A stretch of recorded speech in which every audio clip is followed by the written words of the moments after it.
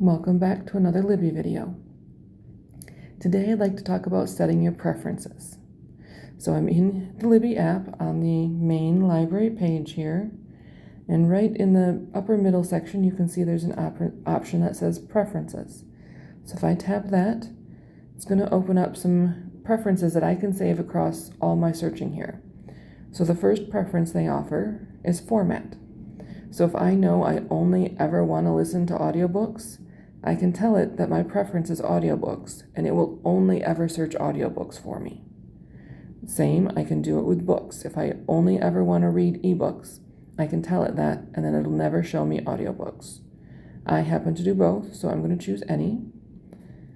If you're looking for ones in particular languages, you can set that here as well. So you could set English, and then it'll only ever show you books and audiobooks in English. There's an audience option. So you can choose juvenile, so kids books, young adult, so teen, general content, and mature content. So now be warned, if you select, say, mature content, it will never show you general, young adult, or juvenile. It will only show you mature content. So that will really limit what comes up on your search.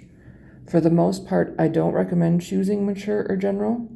You can choose juvenile if this is a device that only a child will be using. And you can choose young adult if that's what your preference is, or again, if there's going to be like a preteen or a tween that's using this device, you maybe want to set it to young adult. But in general, I leave mine on all because I like to read a little bit of everything. Compatibility. So if we tap here, this gives us some options. So I don't have a Kindle device, so I always read in Libby. So my compatibility needs to be Libby. But say I really only want to send books to my Kindle e-reader. Well, I can set the preference to be Kindle, and then it will only show me books that I can send to my Kindle. Again, I don't have a Kindle, so I'm going to leave it set to Libby. The next option is availability. So you can let it have it show you everything, or you can tell it, I don't want to put holds, I don't want to wait for a book, only show me what's available right now. Again, in this preferences section, if you set that, that's all it will ever show you.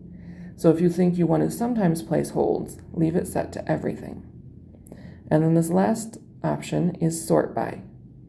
And it defaults to default, which tends to be a mix of what's popular and kind of guessing what you might like and what came out more recently. But if you would prefer, you could have it by date added or release date, or to come up by author. So if you have a strong preference for how you'd like your search results to come up, you can set that here. I tend to just leave it at default. So when you've gone through and set all of your preferences here, you can come down and click the Apply Preferences button, and now it will remember. And see, since I've set one preference, it's remembering that one preference, and now for all searches I do, and for all browsing I do, it's going to go by those preferences. If I've let it set to everything, but I happen to be in a mood to find something just now, I can do that as well.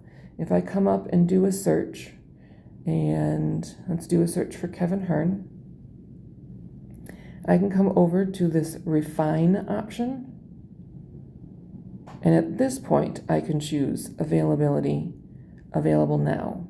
And for this one search only then, it will show me only what I can get right away today, as opposed to changing it in the preferences.